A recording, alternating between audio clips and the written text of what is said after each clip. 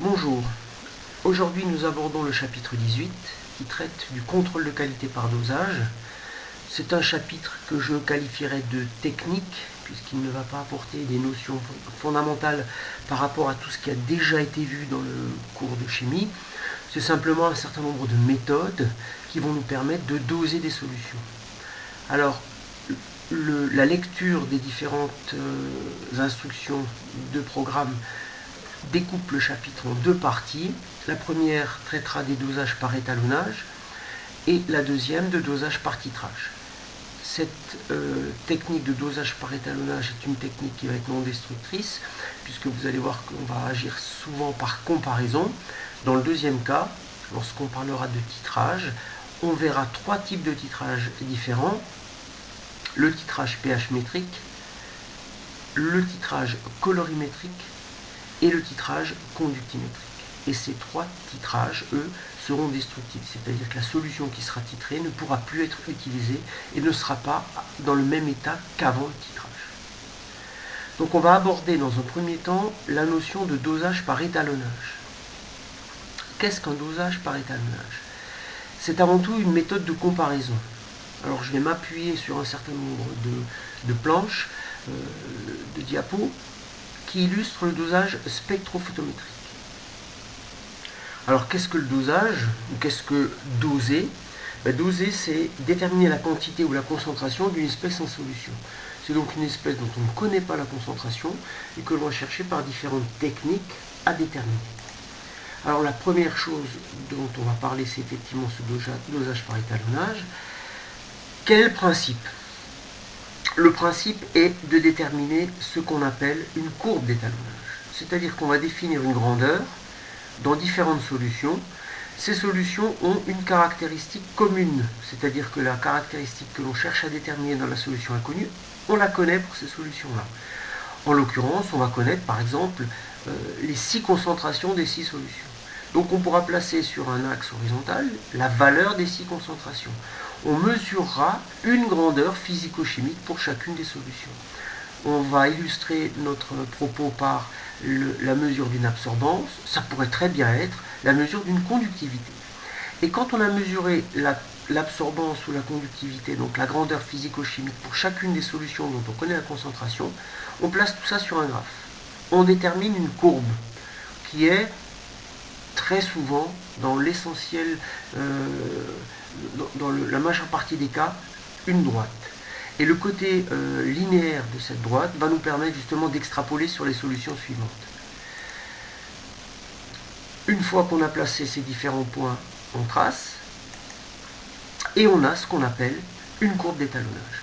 Donc à partir du moment où la courbe est déterminée, on ne tient plus compte des points qui nous ont permis d'arriver à cette courbe, mais on se contente de regarder la courbe comme une droite.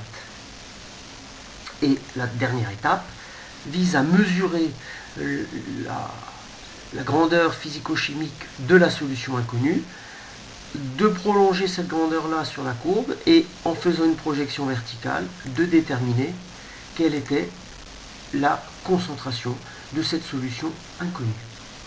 Alors, si on raisonne sur une solution colorée, l'absorbance se mesure avec un spectrophotomètre. On se rend compte que une solution comme le permanganate de potassium va avoir un maximum d'absorbance pour une certaine longueur d'onde, et donc on va toujours se placer pour suivre l'absorbance de cette solution en fonction de la concentration à l'endroit où l'absorbance est la plus grande, c'est-à-dire entre 500 et 550 nanomètres.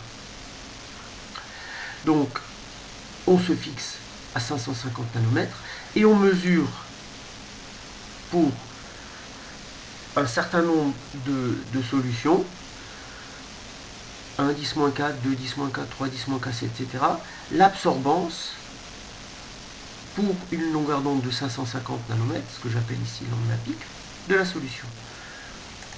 Je trouve des points, je place ces points, ce nuage de points, je me rends compte qu'il y a une courbe de tendance qui est une droite, je trace la droite qui passe par l'origine. Et j'ai ma courbe d'étalonnage. Cette courbe d'étalonnage obéit à une loi que l'on a déjà vue dans le début du cours de physique, qui est la loi de Beer-Lambert, qui relie de manière linéaire et c'est en ça que la courbe, lorsqu'elle est une droite, nous permet justement de faire un dosage, relie l'absorbance à la concentration. Le coefficient K qui est ici va dépendre de la solution, et c'est en fait la pente de cette droite. Donc on retrouve ici les différentes unités que l'on avait déjà abordées en début d'année. L'absorbance qui est une grandeur sans unité, que vous retrouvez ici. La concentration en mol par litre, donc là c'était les valeurs qui sont indiquées là sont à multiplier par 10 puissance moins 4. Et le coefficient de proportionnalité qui est en fait la caractéristique de la solution que l'on étudie. Si on imagine maintenant une solution de permanganate de potassium dont on ne connaît pas la concentration mais qu'on cherche à déterminer, que va-t-on faire? On va reprendre cette courbe étalon, mesurer la solution dans l'appareil qui nous a servi à tracer la courbe, on va trouver une valeur d'absorbance, on va la projeter horizontalement jusqu'à rencontrer la courbe, puis verticalement de manière à déterminer la concentration. Et on va trouver, en l'occurrence dans notre cas, une concentration de 4,7 10 puissance moins 4 mol par litre. Alors ce principe de dosage par étalonnage a un énorme intérêt, c'est que la solution n'a pas besoin d'être modifiée, vous n'êtes pas obligé de la faire réagir avec quoi que ce soit, vous avez simplement à faire une mesure non destructive de la solution, que ce soit une absorbance ou une conductivité. Alors, comme toute méthode, il y a un certain nombre de domaines de validité. Donc la première chose, c'est qu'il faut se placer sur des concentrations qui ne soient pas trop importantes. Pour une valeur de lambda pic la plus significative, c'est-à-dire qu'il faut que la longueur d'onde soit la plus grande pour qu'on ait une mesure d'absorbance qui signifie quelque chose. Si les concentrations sont trop importantes, très souvent, la loi qui est linéaire ne devient plus linéaire, et donc à ce moment-là, à partir du moment où on n'a pas l'explication et la formulation, l'équation de cette droite, on ne peut plus l'utiliser en termes de dosage par étalonnage. Donc on reste dans des solutions très peu concentrées pour une longueur d'onde qui correspond au maximum d'absorbance. Si je propose une autre technique, c'est le dosage conductimétrique. Donc on a réalisé un certain nombre de mesures conductimétriques. Le principe est le même. Au lieu de mesurer la manière dont la lumière traverse l'échantillon, on va simplement mesurer la conductivité, la manière dont le courant électrique traverse une solution. Dans les deux cas, la grandeur physico-chimique mesurée est différente, mais le principe est strictement le même.